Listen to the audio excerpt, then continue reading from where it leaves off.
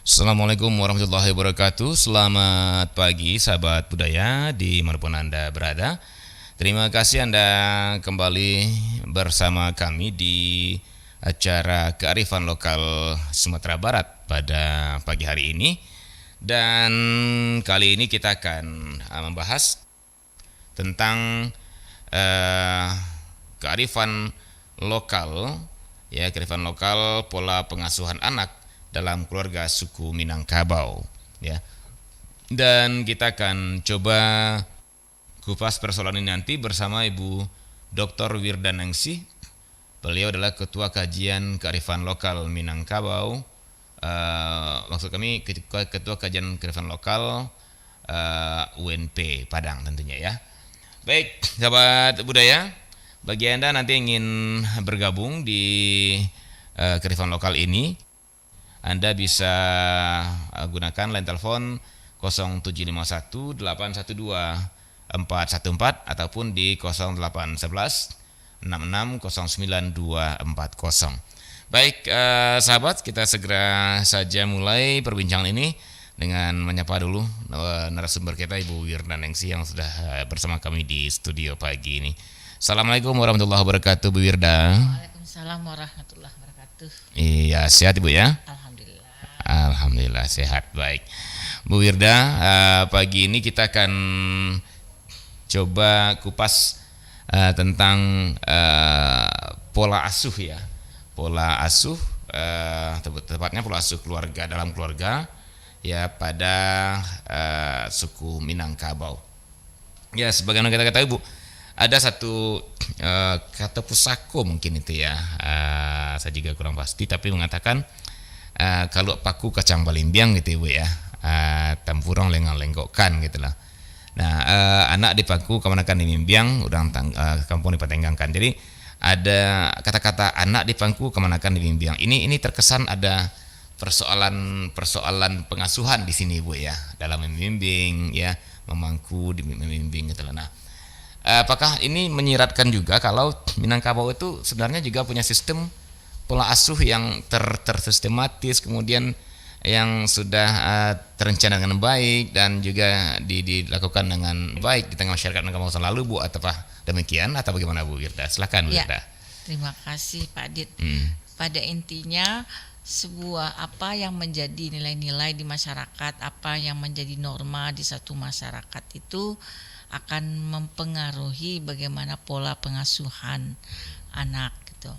Jadi pola pengasuhan anak. Nah, maka kalau orang Minangkabau itu punya nilai, punya norma, punya aturan tertentu. Nah, misalnya kalau orang Minang itu kan norma kehidupannya dia sangat mengagungkan demokratis, egalitarian, kemudian musyawarah mufakat gitu. Nah, maka dari pengaruh itu akan pola pengasuhannya itu akan juga pengaruh. Kan pola pengasuhan kan ada otoriter, ada demokratif, dan adanya permisif dan sebagainya, banyak itu kalau dalam kajian-kajian ilmu. Nah, pola itu akan dipengaruhi oleh bagaimana filosofi hidup dari orang Minangkabau. Nah, maka kalau dilihat dari itu akan menyebabkan juga pola pengasuhan itu lebih bersifat terbuka, lebih bersifat demokratis, dan lebih sifat membuat anak lebih bergerak dan berkreativitas. Nah, kemudian keluarga Minangkabau itu kan salah satunya penganut extended family, keluarga luas.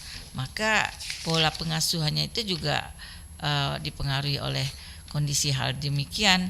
Minangkabau itu sangat masyarakat komunitas kolektif gitu, sehingganya tanggung jawab pengasuhan anak itu tidak hanya pada keluarga inti, tapi juga keluarga luas dan juga masyarakat.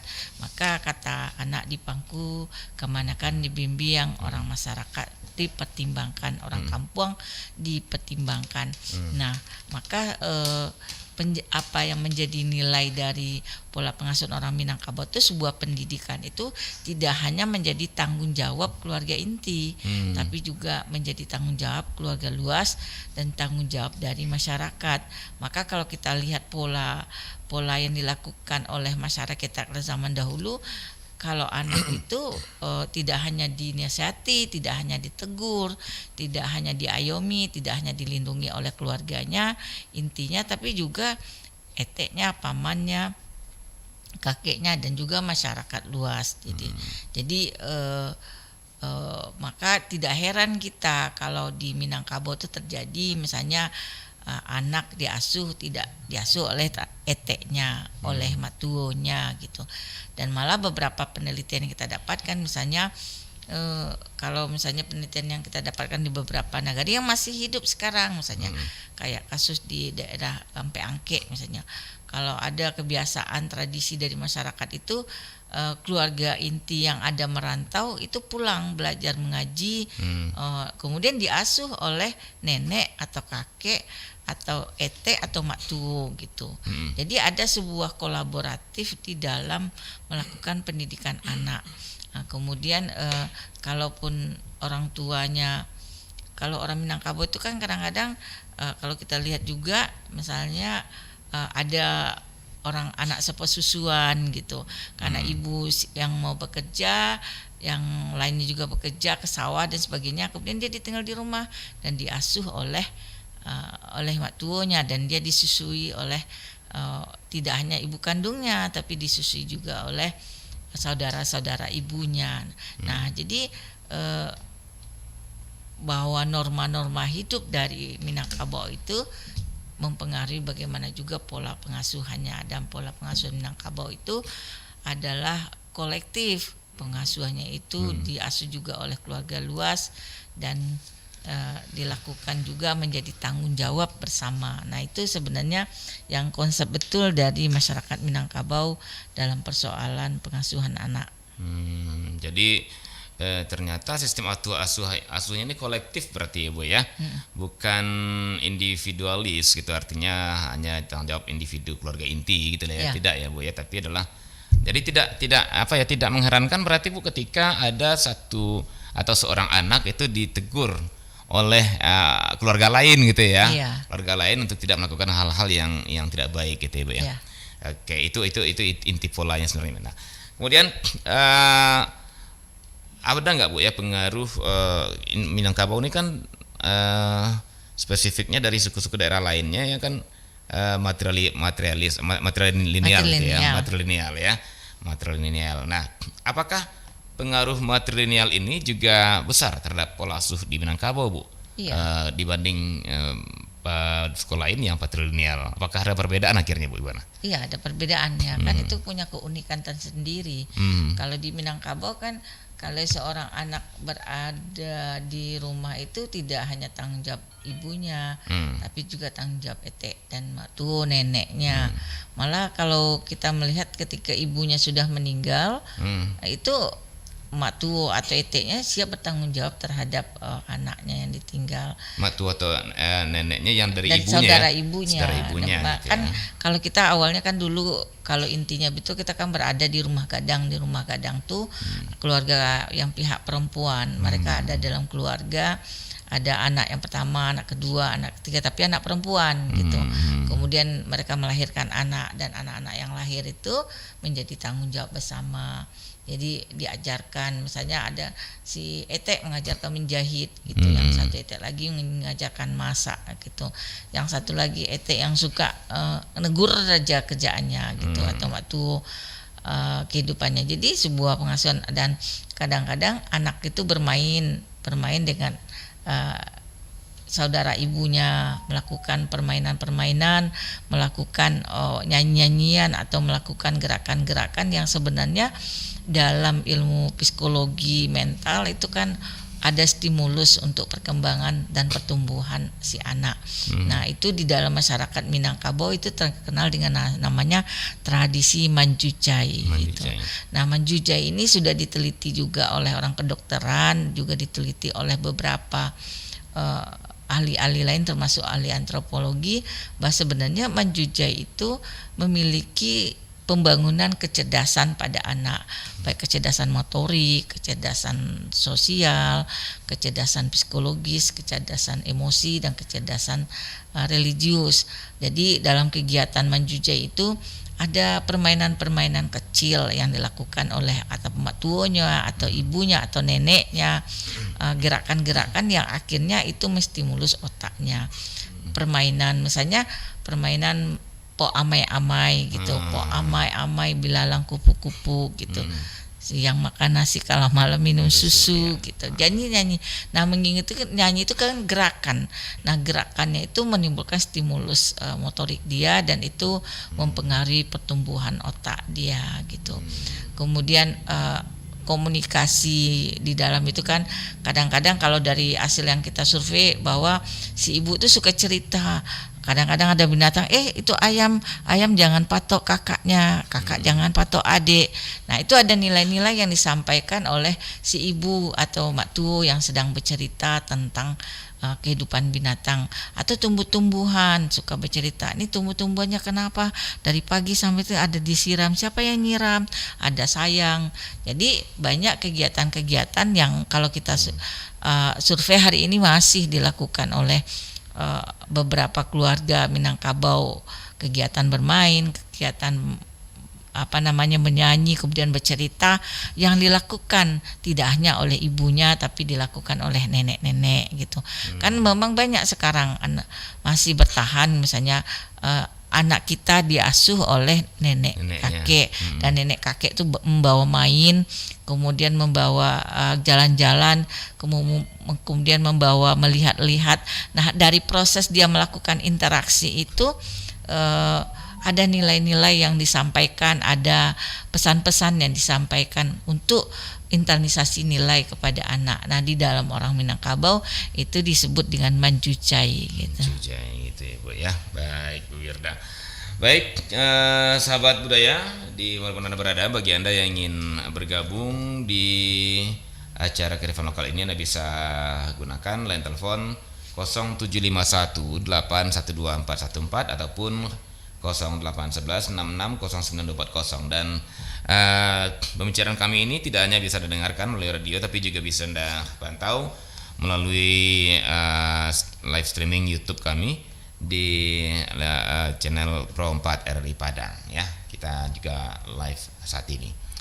Baik, Bu Wirda, kita akan coba telusuri terus Bu pola pengasuhan anak ya anak dalam keluarga di suku Minangkabau ini Bu Wirda. Nah, Bu Wirda, saya melihat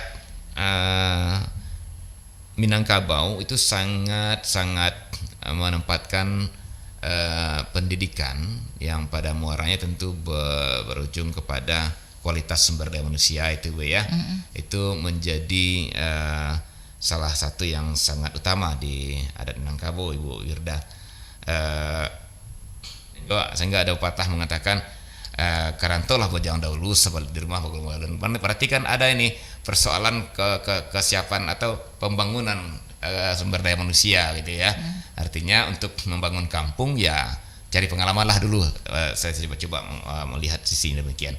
Nah, karena begitu tingginya perhatian Minangkabau terhadap sumber manusia, tentu ini berawal juga dari pola asuh gitu ya, pola asuh sampai ke pendidikan tersebut. Nah, kira-kira ada nggak Bu ya sistem pola asuh di Minangkabau itu juga sistem pola asuh yang kita kenal, ada istilah long life education gitu ya, pola pendidikan yang sepanjang masa katanya. Nah, apakah pola asuh itu sendiri juga mengikuti sistem pendidikan seperti itu Bu Wirda di Minangkabau?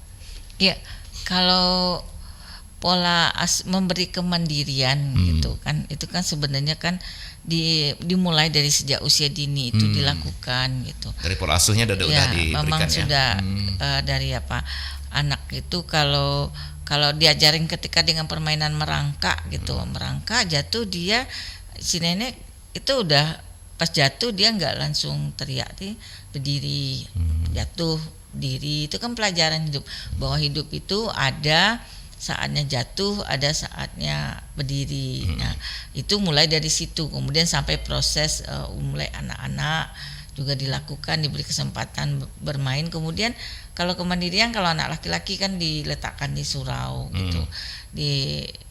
Tapi sekarang sudah enggak ya. Tapi prinsipnya bahwa orang Minangkabau itu mempunyai prinsip bahwa dia punya hidup mandiri gitu. Kemandirian itu memang diberikan. Nah, hal itu tentu berpengaruh. Salah satu filosofinya, kemandirian itu diberikan kepada anak kesempatan untuk merantau. Kalau anak-anak sudah mulai besar atau remaja, itu diberi kesempatan untuk pergi merantau, apakah mencari ilmu atau apakah mencari kekayaan atau mencari pengalaman. Yang jelas orang Minangkabau itu kalau kita lihat, kalau hari ini kalau ingin sekolah, inginnya keluar dari daerah, kan itu banyak juga. Ingin kalau kita lihat, kalau kita survei sekarang ya, anak SMA itu pilihan pasti sekolah pengennya keluar gitu. Misalnya kalau paling kurang kalau dia ada di Payakumbuh, dia inginnya di Padang gitu, atau kalau dia ingin sekali ke Jawa Barat, atau ingin ke Jawa Tengah, atau ke Jawa Timur, atau ke Jakarta, atau ke daerah yang lain. Malah dia mungkin berani juga ke Ujung Pandang dan sebagainya. Keinginan yang seperti itu kalau disurvei itu tinggi itu. Tinggi bahwa mereka punya keinginan untuk membangun sebuah kemandirian. Karena memang sikap kemandirian itu muncul kan nggak lepas dari juga apa proses panjang dari pola pengasuhannya itu yang ada. Karena dari kita lihat dari tradisi Manjuja itu aja sudah mulai dibangun anak, diajarkan namanya merangkak. Merangkak dalam orang Minangkabau itu merangkak yang dilepas, dia hanya memantau aja, jatuh atau dikit, kemudian tidak seperti dieklusifkan atau dilakukan pengekangan terhadap perkembangan anak. Nah itu sebenarnya memang karena pola pikirnya orang Minangkabau itu didasari memang spirit egalitarian itu gitu. Memang spirit bahwa keterbukaan itu tinggi gitu. Nah itu berdasarkan dari ada penelitian kita bahwa memang itu yang menjadi filosofi hidup, dan itu berpengaruh kepada cara dalam pola pendidikan gitu. Baik. Nah, ini Bu, kalau kita perhatikan pola asuh modern, katakan kalau kita coba komparatif Bu. Sekarang justru orang menganggap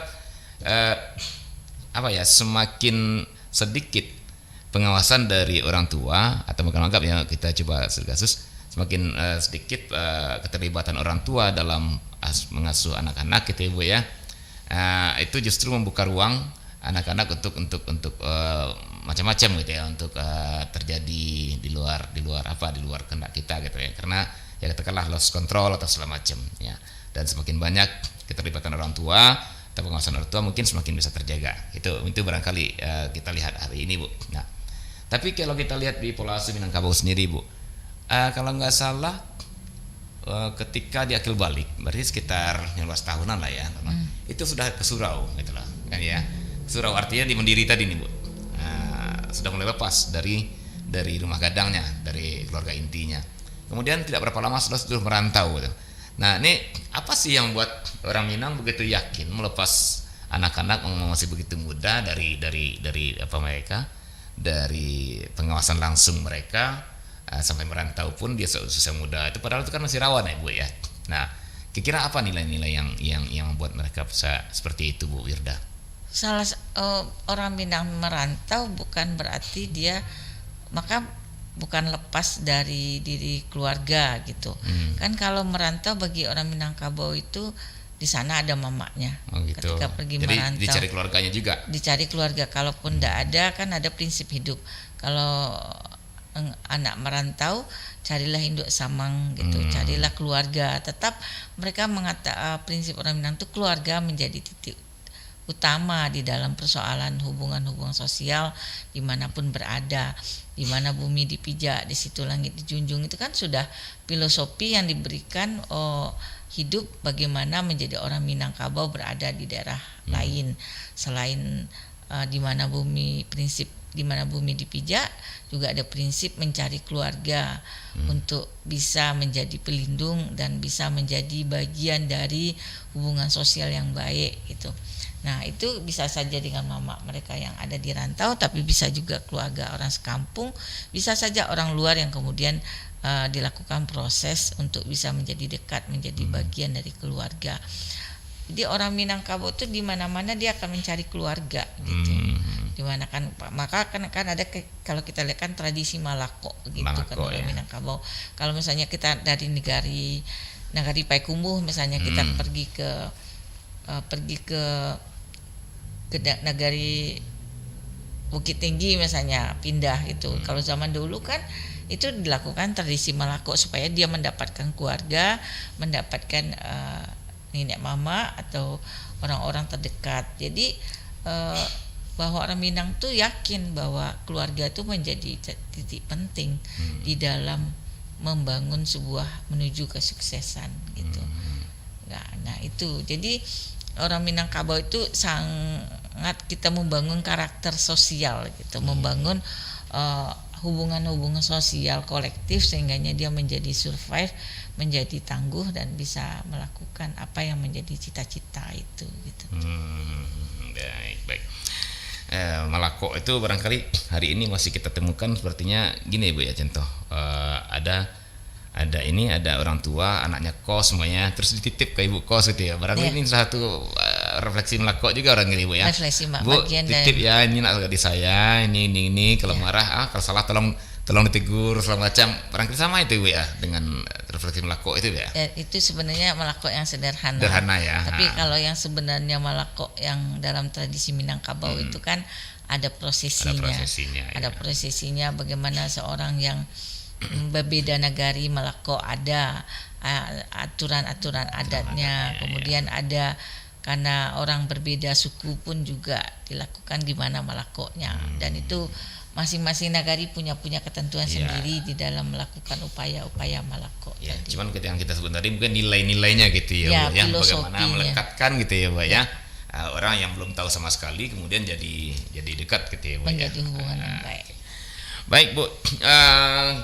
Kita kembali ke pola asuh Minangkabau ini seperti dalam keluarga di Minangkabau, dan ini Manjujai memang saya lihat sangat spesifik dan sangat terkenal ini ya, Manjujai di Minangkabau ini Bu Irda ya.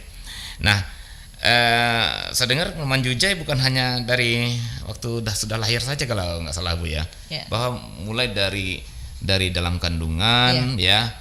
Itu kemudian sampai dia lahir, ketika kelahiran, kemudian sampai dia masih balita dan seterusnya itu masih ada tahap. Mungkin bisa dijelaskan Bu Irna bagaimana sesungguhnya Manjujai ini dalam sistem pola asuh Minangkabau, Bu Irna. Iya, sebenarnya di dalam ilmu pendidikan anak, stimulus anak itu kan sudah diberikan sejak dalam kandungan.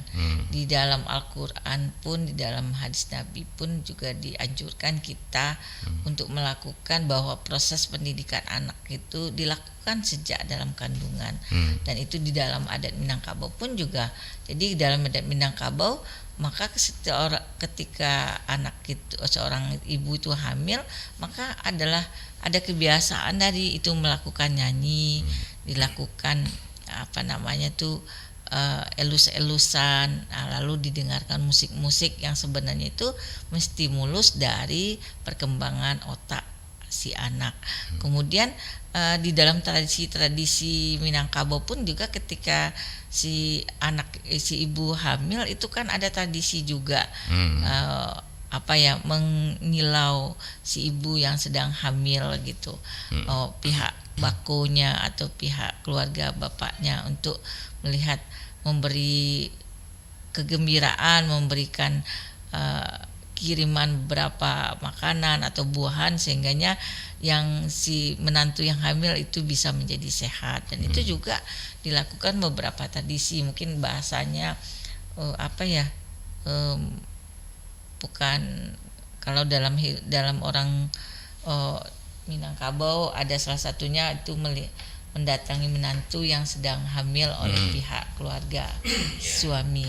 Dan itu sebenarnya keadaan senang, keadaan happy, keadaan gembira itu mempengaruhi anak dalam kandungan.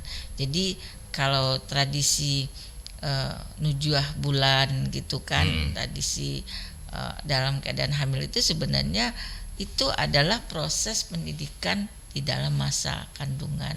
Selain si ibunya melakukan elusan, kan dia juga kalau di dalam tradisi Jawa kan malah banyak juga kan masa hamil 7 bulan, hamil 7 bulan datang kemudian dilakukan pengelusan oleh keluarga ibu bapaknya, dan itu sebenarnya menambah pertumbuhan perkembangan si anak di dalam janin ibunya tadi.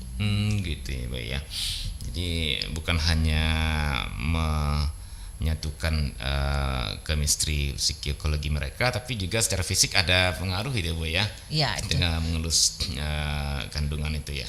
Ilmu itu ada dalam ilmu pendidikan anak usia dini, dan itu di dalam realita tradisi itu juga terjadi gitu. Jadi gitu. memang Minangkabau itu kata orang itu yang kearifan lokal dari pola pengasuhan anak, yaitu menjujai mulai dari usia kandungan sampai kemudian anak lahir, kemudian anak menuju lebih remaja, dan itu menjadi tanggung jawab bersama, menjadi tanggung jawab kolektif. Kemudian lakukan permainan bersama, bernyanyi. Kegiatan menjujai itu kan sederhana aja, bernyanyi, bermain, bercerita, kemudian melakukan gerak-gerakan, amai-amai atau ciluba gitu kan. Sebenarnya sederhana tapi itu memberikan stimulus yang tinggi. Maka misalnya kalau anak-anak kecil itu kan datang kakeknya atau ciluba gitu. Itu mana telinganya, kemudian mana matanya, kan interaksinya itu. Jadi yang paling penting itu anak jangan dibawa diam. Kan yang jadi pola pengasuhan yang kurang bijaksana itu kan anak dibawa diam, yang kalau dalam beberapa penelitian tidak selalu sih yang nilai-nilai masyarakat itu yang merupakan kearifan lokal.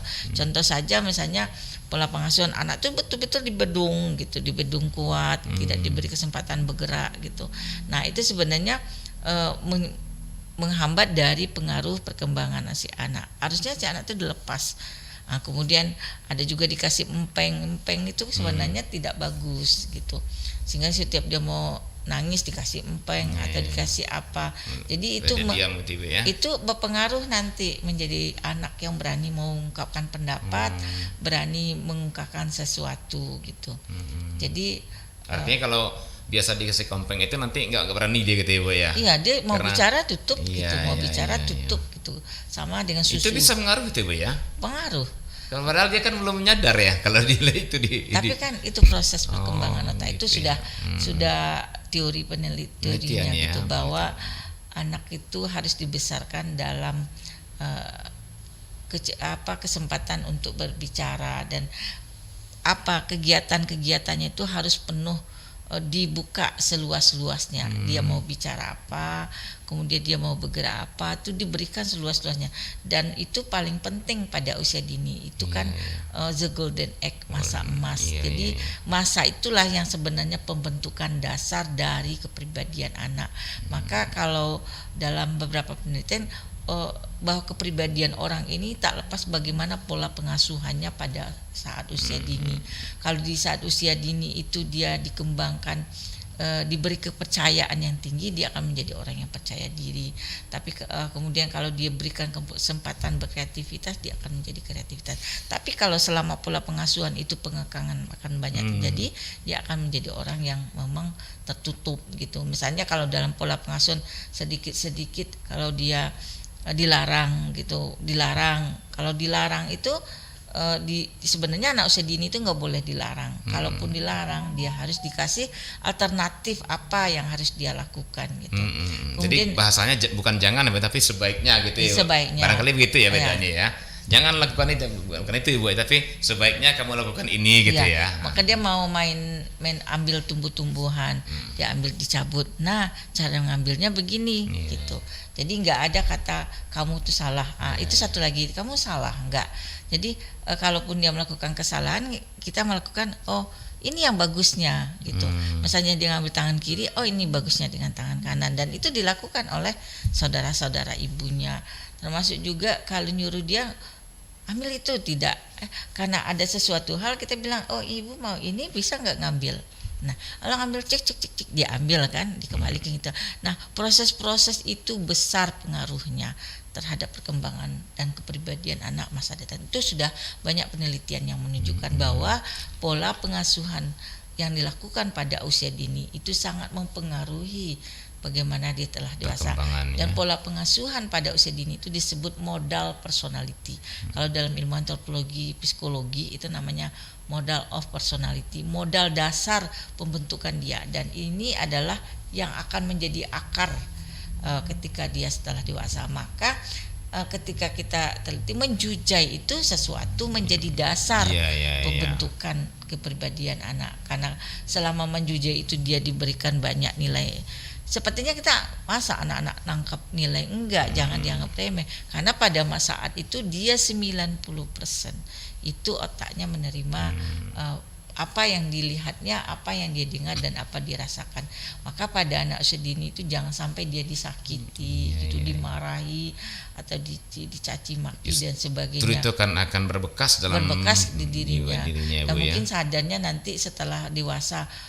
Tapi itu membekas di diri mereka gitu. Tapi ya banyak kan gini, konflik-konflik yang terjadi dalam proses itu orang tua dan anak. Cuma mereka setelah dewasa, ya umur 22 dan umur sudah dewasa, baru mulai tumbuh sayang sama ibu dan menyadari itu. Tapi tetap membekas dia, ada sesuatu hal yang membuat proses perjalanan hidupnya itu gitu. Jadi artinya ketika ilmu modern hari ini menemukan golden age gitu ya, ternyata Minangkabau sudah dari dulu ada golden age. Iya.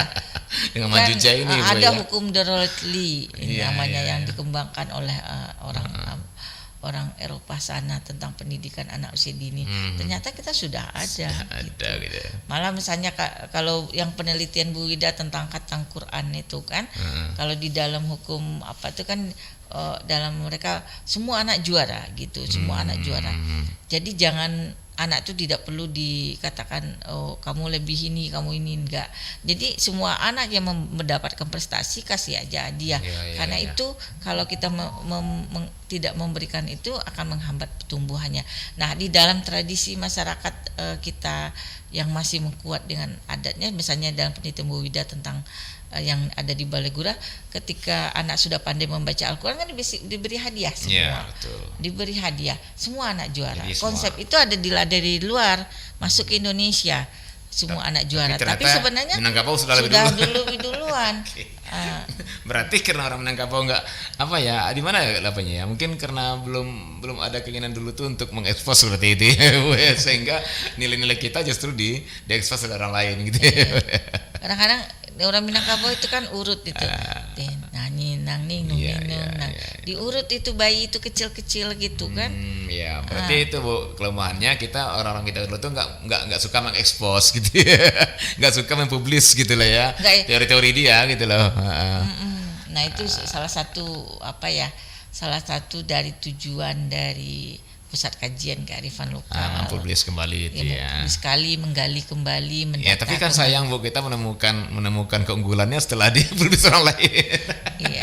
Tapi nggak apa ya, daripada tidak Bu ya. Tapi di masyarakat kita itu kan sudah menjadi keyakinan. Iya, keyakinan. Tapi artinya gitu. Trademarknya tetap dari luar gitu ya Bu ya. Iya. Itu dia masalahnya.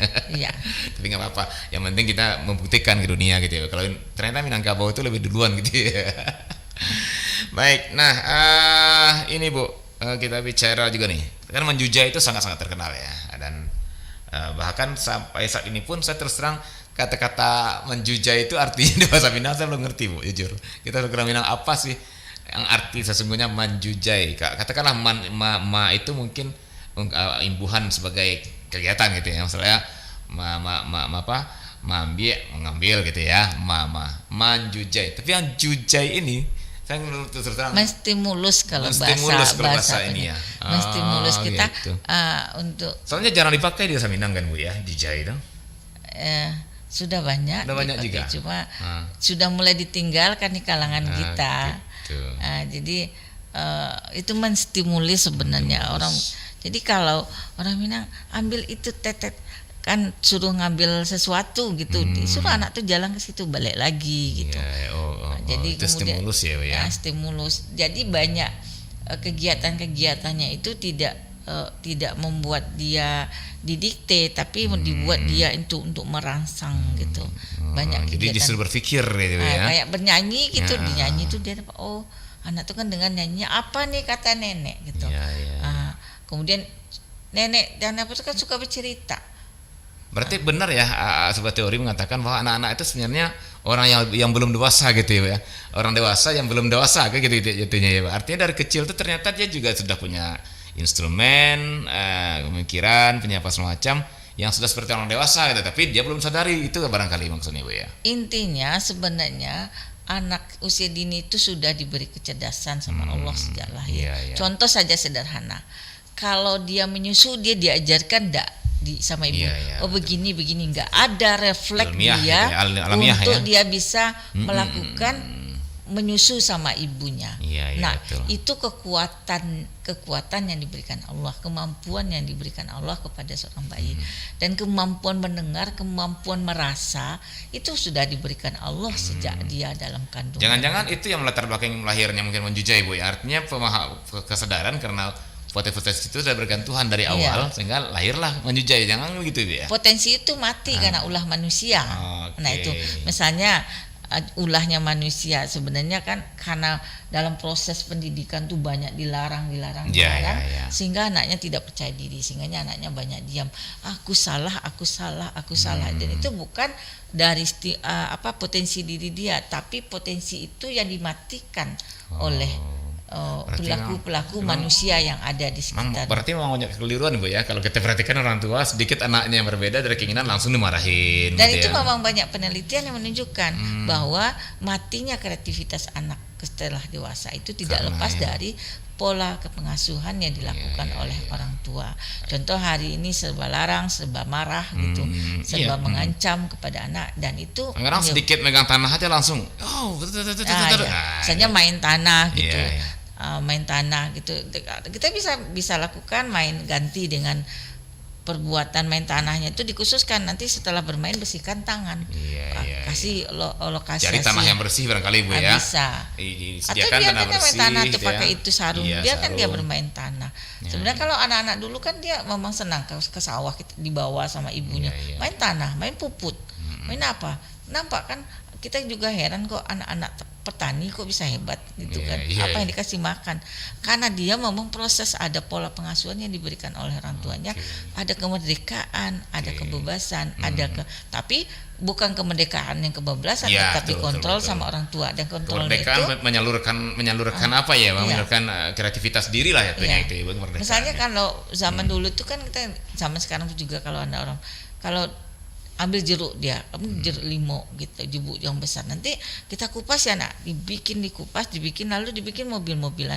Itu prosesnya dasar sekali, anak mendapatkan sesuatu, ada sesuatu sumber daya alam yang sebenarnya sudah terbuang, lalu dibikin roda-rodaan yang membuat dia senang, bahagia. Ada proses-proses, kemudian dibikin lingkaran, dibikin tusuk dengan lidi, kemudian ada pembuatan mobil, dia mendapat cara membuat mobil, dan ini bisa menjadi inspirasi dia untuk membuat mobil. Beda dengan anak kita sekarang, anak yang di kota dibeli mobilan yang cakep, dapat ya udah, kemudian dilakukan sama main. Jadi manusia yang konsumtif. Tapi kalau orang yang dengan seperti itu kan manusia produktif, membangun dari awal sebuah yang dari yang terbuang menjadi sebuah yang produktif. Nah itu kan itu pola yang berbeda gitu. Kalau boleh saya simpulkan di sana di Manjujah itu sepertinya adalah bagaimana membangun kebebasan berpikir gitu ya Bu ya. Awalnya gitu ya Bu ya. Artinya dari semua ibu tadi, artinya semuanya kan berawal dari pikiran pasti ya Bu ya, gerak suara segala macam kan. Tapi ketika kebebasan itu sudah dirampas oleh orang tua, dan di sana mulai awalnya barangkali nanti dewasanya ya jadi anak yang penakut, mengeluarkan pendapat semacam Bu ya. Tapi ketika di awalnya dia berikan kebebasan berpikir, kebebasan berbuat, nah mungkin itu juga lah Kenapa orang Minangkabau lama dulu tuh makanya kemanapun mereka berjalan mereka Iya. nggak takut apa-apa gitu Ibu ya. Iya. Dan apapun yang mereka hadapi mereka bisa selesaikan dengan musyawarahnya segala macam karena kebebasan berpikir dan bertindak tadi barangkali Ibu ya. Ya, karena itulah yang menjadi prinsipnya itu dipertahankan dan itu jadi berubah karena ada kondisi kehidupan situasi sosial dan juga memahami pola pendidikan yang berbeda. Gitu ya, baik. Nah, kalau kita coba refleksikan Bu hari ini, nah gitu ya, kita refleksikan Bu. Apakah sistem pola asuh Minangkabau tempo dulu itu yang begitu sudah terbukti hari ini begitu baik, begitu bagus? Apakah itu salah satu penyumbang kenapa ya tanda kutip maaf hari ini kan orang banyak mempertanyakan ini karakter generasi muda ya, kemudian orientasi mereka tentang kehidupan mereka ke depan ya, masa depan mereka. Kemudian ya tidak semuanya tapi ada sebagian dan itu besar mungkin barangkali fantasinya yang katakanlah dalam pikiran mereka hanya bersenang-senang, hanya hedon gitu ya, hanya menyenangkan diri dan semacam. Ketika tanya sama mereka ya nantilah sekarang dulu kan nikmati dulu. Nah, ini kan cukup banyak nih fantasinya. Apakah itu juga ada kaitan dengan sistem pola asuh kita hari ini seperti tawuran juga umpamanya gitu ya? Apakah itu juga ada hubungan dengan sistem pola asuh orang kita hari ini yang sudah begitu jauh lari dari pola asuh Minangkabau masa dulu, gimana Bu? Iya, itu bisa diterima karena memang kita secara teori kita kan secara beberapa penelitian menunjukkan memang itu sudah diuji ya bahwa apa pola asuh yang kita lakukan pada usia dini itu akan mempengaruhi kepada kepribadian setelah dewasa. Jadi bagaimana orang tua kita mengasuh waktu kecil itu, maka inilah yang akan terjadi. Kalau orang tua mendidik secara hedonis, orang tua keluarga mendidik dengan secara konsumtif, tentu akan menjadi orang yang konsumtif. Kemudian kalau dididik secara serba dilarang, kalau dididik serba tidak diprotektif, dia akan menjadi orang yang protektif. Jadi banyak sekali kalau dalam hukum Dorothy kan kalau anak dibesarkan dengan penuh tantangan dengan diberi kepercayaan, dia akan menjadi orang yang percaya diri. Jadi memberi kepercayaan itu kepada anak untuk bergerak, untuk berbuat, untuk melakukan sesuatu itu kata kunci betul membuat anak itu menjadi percaya diri dan sukses. Nah, kalau kita memang sekarang kan banyak dikritik ya oleh ahli-ahli budaya bahwa pola pengasuhan kita yang sangat sebenarnya tidak bagus tuh anak. Misalnya kalau dulu kalau makan anak tuh dikasih makan, kita makan berada di dalam ruangan, kemudian sama-sama makan apa yang ada dimakan. Kalau sekarang kan makan dia bermain lari gitu. Itu kan kurang bagus, terlalu keegoan si anak yang dibangun. Dia ingin main, kita lepas main ya ada mainnya, tapi bukan harus makannya dikejar-kejar kita semua. Jadi tapi saya pikir itu memang penyimpangan pola asuh orang. Ya, iya. Bukan pola asuh Minangkabau seperti itu orang Ibu ya. Ya, itu yang dikritik salah satu oleh Mak Kati. Iya betul, saya ingat itu gitu loh. Mak Kati kena. Kalau bagusnya bagi orang Minangkabau adalah anak tuh makan dan diajarkan makan sendiri dan berada di dalam ruangan yang baik, duduk makannya. Nah, kalau sekarang kan terjadi kalau anak main di luar lalu kita kejar-kejaran nyuapin itu sebenarnya itu salah fatal. Kesehatan aja sudah salah ya Bu ya. Pola dia makannya terlalu tanpa mempedulikan orang lain, keegoannya dia dimunculkan. Tapi yang sebenarnya dia harus taat aturan. Makan tuh di mana posisinya. Mungkin salah persepsi tentang memberikan menyayangi pertama. Salah persepsi dalam menyayangi. Kemudian juga mungkin kebebasan tadi Bu, artinya kan mereka mungkin menganggap adanya ini nanti mereka bebas berpikir, bebas berbuat, atau itu barangkali Bu ya. Seperti konsep kita awal kan Manjuja itu adalah memberikan kemerdekaan berpikir, bertindak. Berpikir iya, tapi tetap orang diberi kebebasan tapi ada batasan, ada aturannya. Ada aturan gitu ya. Nah, dia diberikan pilihan. Kalau kalau makan misalnya berarti tidak kebebasan semaunya gitu ya. Kalau dia makan dia makan ini. Tapi kita bantu juga dia merapihkan makanannya, tapi dia nggak dilepas. Tapi tidak sangat sangat memanjakan gitu. Jadi ada polanya tuh agak lentur gitu. Iya. Diberi kebebasan tapi tetap ada kontrol ada yang kerangkanya gitu ya. Ya. Bukan arti kemerdekaan yang lepas, bukan gitu Bukan. ya, tapi karena kemerdekaan yang ada frame-nya lah gitu ada ya. frame-nya, ada yang Oke. dibuat sekat-sekatnya, dan sekatnya itu diberikan alternatif pilihan terhadap apa yang dilakukan si anak. Nah, kenapa sampai hari ini seakan-akan Manju Jajo asing gitu, Bu? atau memang masih ada di perkampungan mungkin, atau jangan-jangan di perkampungan pun sudah satu barang asing istilah Manju Jajo itu, gimana? Udah meneliti Bu Manju Wirda. Jajo itu karena tidak ditransformasikan. Karena Ya artinya memang asing hari ini. Ya. Kemudian yang kedua, memang manusia kita sudah mulai sangat individualis, keluarga sangat inti, dan kita memberikan pola pengasuhan itu kepada orang yang jauh, pembantu, Iya, betul. asisten rumah tangga. Kalau dulu kan kalau orang bekerja ada saudara yang artinya punya ikatan moral, ikatan sosial yang sangat tinggi terhadap siapa si anak ini. Kalau ini kan ada siapa orang gitu ya. siapa yang artinya punya tanggung jawab atau punya rasa sebatas tugas sebatas gitu ya. ada atau bayaran, mau hasilnya baik atau tidak tinggal urusan dia. Iya, bayaran dan sebagainya gitu. Nah itu kemudian kalau Pak Adit nanya apakah itu masih ada, masih. Nah ini penelitian Bu Wirda sekarang Masih ada. di perkampungan tapi. Masih Di perkampungan tapi Bu ya. Iya, di beberapa daerah yang masih ada dekat-dekat kota yang masihnya sangat kuat. Oke. Tradisi-tradisi menjujai itu masih dibangun. Kan melakukan, Bu Wirda nanya apa yang dilakukan permainan, masih ya. Masih. Nah, kira-kira bagi tempat-tempat atau komunitas yang katakanlah masih di Sumatera Barat tapi sudah tidak, jangankan melupakan, tidak kenal barangkali Manju Jajo gitu ya Bu ya. Apa yang bisa kita lakukan Bu untuk kembali mentransformasi ini? Kalau Bu bilang Wirda tadi, satu persoalannya adalah tidak ada transformasi Manju Jajo ini dari yang dulu sampai untuk generasi hari ini. Kira-kira apa yang bisa kita lakukan lagi Bu? Ya, berarti itu kalau dalam dunia pendidikan itu diintegrasikan pada mata pelajaran. Kemudian memang sekarang harus digalakkan PK-BAM, pendidikan karakter budaya alam Minangkabau. Sehingga itu memang dikenalkan, dikaitkan bahwa ada proses-proses yang terkait dengan adat istiadat, dengan kehidupan filosofi Minangkabau itu harus diajarkan segera kepada anak. Mulai apakah integrasi dengan pembelajaran atau dengan mata pelajaran tertentu menjadi subjudul bahan materinya. Bu Wirda sendiri sebagai tim yang sudah ikut terlibat di PK-BAM Bukit Tinggi kalau nggak salah Bu ya. Apakah Manju Jajo ini juga termasuk suatu materinya Bu? Nah, di Bukit Tinggi nggak dimasuk karena Bukit Tinggi itu kan Bukit Tinggi itu kan kita kan ngambil materi itu berdasarkan apa yang menjadi sistem sosial, apa yang menjadi unggulan tradisi yang ada di masyarakat Bukit Tinggi.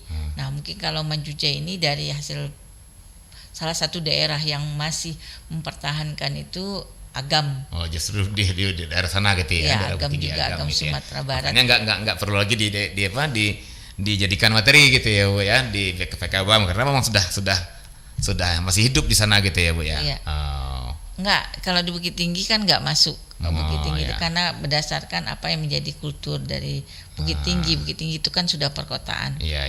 Mungkin kalau yang Manju Jajo ini mungkin kita masukkan nanti di daerah-daerah Luhak Nantigo.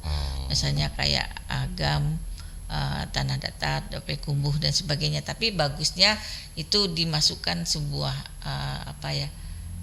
dijadikan sebuah bahan juga. Tapi sebenarnya di mata pelajaran IPS itu bisa masuk. Bisa masuk ya. Semua mata pelajaran bisa disinggung itu adanya tapi tradisi di luar PK-BAM apakah bisa diintegralkan dia apa? Bisa. Nggak berbenturan dengan sistem kurikulum pusat gitu Bu? Misalnya pelajaran bahasa Indonesia bisa. Bisa ya. Pelajaran bahasa Indonesia bisa. Artinya sambil lalu lah berarti ya. Integrasi aja ya, nggak di satu topik pembahasan nggak berarti ya. Dimasukkan dalam contoh-contoh kasus di dalam tema dari sebuah penelitian, tema mata pelajaran.